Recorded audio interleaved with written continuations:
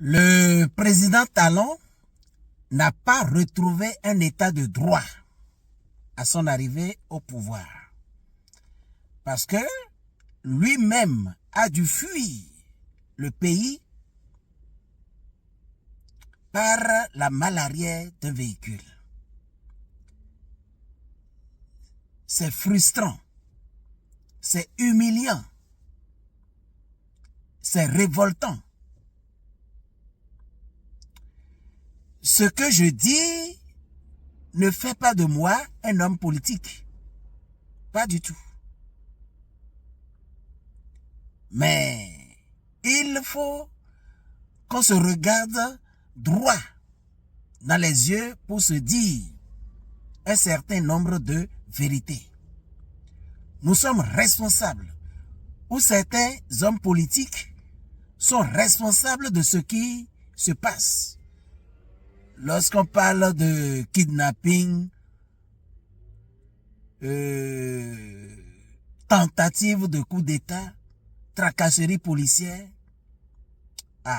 attention, le chat échaudé a toujours craint l'eau froide. Et toute trahison remonte à la Genèse.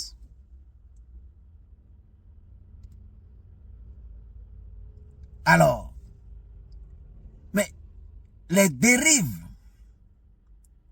de tout genre ont existé. Même l'ancien ministre Candide Azanaï a toujours dit que sa maison a été encerclée par des policiers. Mais c'est l'état de droit, ça. Il nous faut nécessairement aller à des négociations en vue d'une nouvelle conférence nationale. Pour ensuite décider de l'installation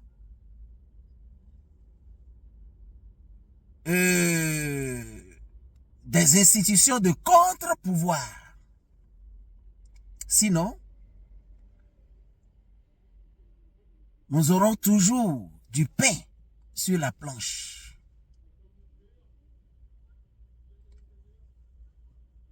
À l'arrivée au pouvoir du président Yahi Boni, j'ai pas attendu un mois pour lui adresser une lettre plainte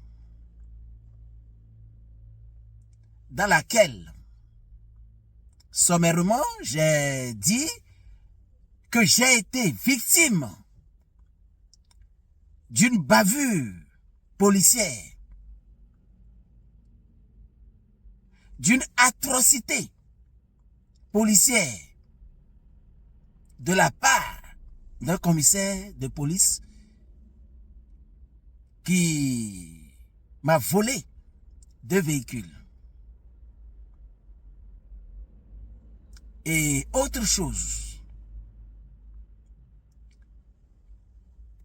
aussitôt ma plainte, mon courrier est parti, mais j'ai reçu un coup de fil de la présidence qui me demandait de venir rencontrer un chargé de mission du chef de l'État. Je me suis donc présenté et le chargé de mission me disait que le chef de l'État, ayant lu mon courrier, était très fâché et pressé donc de savoir de quel commissaire il était question. Et c'est là, j'ai tout expliqué au chargé de mission et j'ai repris maintenant ma plainte en citant le nom du commissaire avec toutes les preuves. Mais compromission politique oblige. Parce que le commissaire en question était dans les bonnes grâces du pouvoir. Le dossier a été purement et simplement classé. On ne m'a plus jamais appelé. De quoi il était question? La nuit du 11 au 12 mars 2004, aux environs de 2 heures du matin, ma maison a été encerclée par une vingtaine de policiers armés jusqu'aux dents, ayant à sa tête un commissaire de police. Ils ont attendu 6 heures du matin avant de faire irruption dans ma chambre à coucher. J'étais en pagne. Ils ne m'ont pas permis de m'habiller. Ils m'ont donc menotté pour ensuite me jeter derrière la bâchée de la police.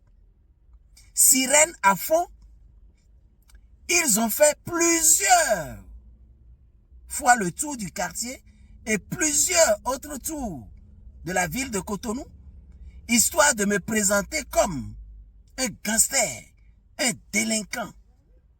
Et c'est après tout ça qu'on me dépose dans le bureau du dit commissaire.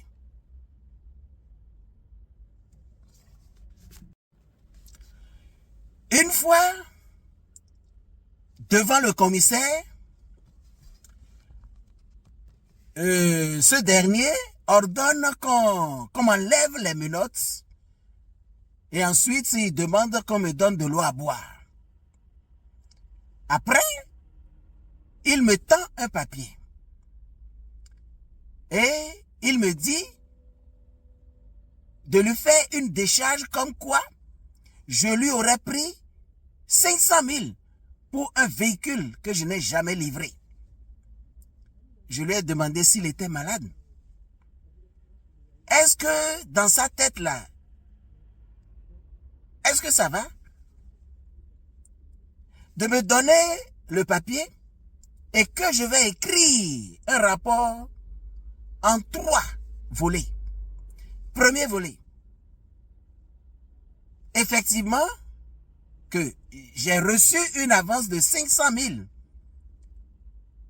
pour un véhicule de marque Golf couleur blanche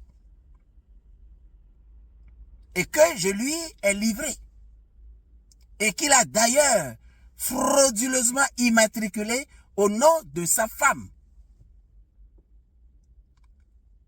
Et la veille de mon arrestation, il a vendu le véhicule au Nigeria, histoire de neutraliser toute trace. Et que j'ai tous les connaissements. Volet numéro 2. J'ai mon ancien chef parc qui, pour m'avoir détourné 18 millions, a connu la prison en août 2002. Il a été donc libéré, assorti de sursis pour me payer. En mars 2003, sur ma plainte, le commissaire l'a arrêté. Il l'a placé au violon. Et le 3e jour, le matin, alors qu'il a reçu la visite de son féticheur personnel, il sort le mis en cause du violon et il lui dit: tu as la chance que le procureur de la République m'a rendu visite. Si tu ne commences pas par payer l'argent de sabbat, tu risques cette fois-ci 5 ans de prison. Et avant de le retourner au violon, le monsieur, il a eu peur. Il a appelé rapidement sa sœur et son frère, qui rapidement ont cotisé 500 000, qu'ils ont remis main à main au féticheur procureur, sur instruction du commissaire. Volet numéro 3. Je devais livrer un véhicule. Je devais vendre un véhicule de marque BMW, couleur noire, à un client à crédit. Le commissaire, ayant appris ça, m'a dit non. Il faut que j'intercepte le véhicule.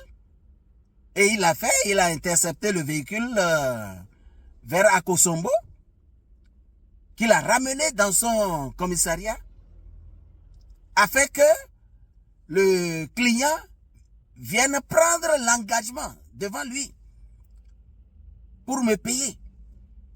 Mais lorsque l'histoire du faux procureur a été su, mais systématiquement, le commissaire a fait disparaître mon véhicule, le second véhicule. Voilà donc ce que j'ai promis écrit. Et le commissaire dit, mais ça, c'est mal me connaître. Tu sais comment je ponds mes PV. Tu risques de faire 10 ans de prison. J'ai dit, il n'y a pas de problème. Et c'est comme ça, il a essayé de manigancer. Je me retrouve en prison, en instruction. En instruction. Mais par la grâce de Dieu, j'ai fait 3 semaines et libéré sans aucune caution. Le tribunal l'a condamné pour me remettre mes 2 véhicules. Il n'y a pas de véhicule. Je n'ai que les papiers du véhicule. La Cour constitutionnelle, en son temps, l'a condamné. J'ai toutes les grosses à ce jour. Mais ce commissaire, on lui a fait pousser de galon, jusqu'au haut niveau. Alors,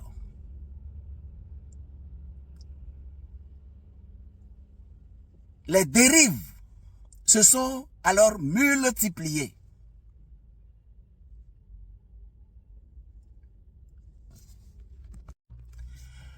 Voilà comment l'état de droit a disparu. Mais les mêmes qui ont fait disparaître l'état de droit, je les vois venir. Je les vois venir. Parce que lorsqu'ils ne sont plus au pouvoir, mais ils sont, ça dit, ils sont tellement dociles, même si vous les invitez dans votre chambre à coucher, ils viendront, les politiciens. Mais il faut quand même avoir donc le courage de se dire la vérité.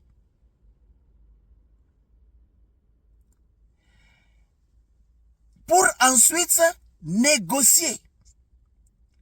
Parce que le président Talon, ce n'est pas pour rien. Il a dit, vous ne savez pas négocier. Vous ne savez pas négocier. Il faut négocier. Pourquoi pas aller à des assises nationales. Donner des garanties. Parce que je les vois venir avec, ça dit, animé d'un esprit de vengeance. Ça ne se passe pas comme ça. Parce que, mais, qui a appris la dictature à celui qui est là. Mais c'est comme l'élève qui a bien maîtrisé ses leçons aux côtés de son professeur. Mais ne lui refusez pas de grandir. Mais il a grandi. Plus que le professeur. Et c'est le souhait de tout le monde. Que mon enfant me dépasse en intelligence. Que mon élève me dépasse en diplôme. Voilà. Voilà ce qui se passe.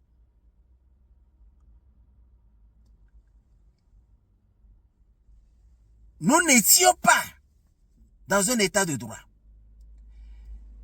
Le 7 janvier 2010, j'ai reçu un coup de fil de la secrétaire d'un ministère aux environs de 16 heures et qui me dit: le ministre vous reçoit en audience demain 11 heures. J'ai dit d'accord. J'étais avec mon conseil juridique. Et je lui ai donc dit, mais viens donc demain pour qu'on aille ensemble. Mais le lendemain, pendant que je m'apprêtais, j'ai reçu 2 coups de fil qui m'ont dit: Monsieur Sabah, vous avez rendez-vous au ministère. Ne venez pas, n'insistez pas, ne cherchez pas à connaître qui nous sommes. Ne venez pas, nous vous aimons tellement, tellement pour vous perdre dans ces conditions. Ah, d'accord. Quelques minutes après, la même secrétaire me rappelle pour me dire: Monsieur Sabah, le rendez-vous est décalé d'1 heure, c'est-à-dire midi. J'ai dit d'accord. Mon conseil juridique est venu, je lui ai dit: bon, je ne me sens pas bien, va donc me représenter. Et c'est comme ça qu'il est allé me représenter. Lorsqu'il a annoncé à la secrétaire, quand même, la secrétaire dit: mais comment? Nous venons de l'appeler. Il a dit oui, il venait. Alors qu'il sait qu'il ne venait pas. Allez vous asseoir à la salle d'attente. Quelques minutes après, 3 cadres du ministre sont venus avec mes anciennes parutions, parce que je suis promoteur d'un organe de presse dont le ministre estimait que mes écrits gênaient. Donc, les 3 cadres sont venus. Ils ont fait du bruit. Vous êtes sûr que vous êtes Sabah à un conseil juridique? Et avec ça, il se permet de tirer comme ça sur notre ministre. Il a la chance, il serait venu, qu'il allait nous expliquer comment est-ce que le ministre est ci, comment est-ce que le ministre est ça. Allez-vous-en. C'est de Sabah qu'on a besoin. Mais ce qui était le plan macabre, je dis, lorsque la secrétaire a appelé pour dire le rendez-vous est décalé d'1 heure, le chauffeur du ministre est allé acheter des pétards qu'on a remis au ministre. Donc, une fois arrivé, alors que le garde-corps était déjà préparé pour la cause, une fois annoncé et rentré dans son bureau, le ministre allait faire éclater un des pétards et dont la détonation allait faire rentrer le garde-corps et qui allait m'abattre. Voilà le plan. Voilà le plan. Mais par la grâce de Dieu, je ne me suis pas présenté. Mais c'est après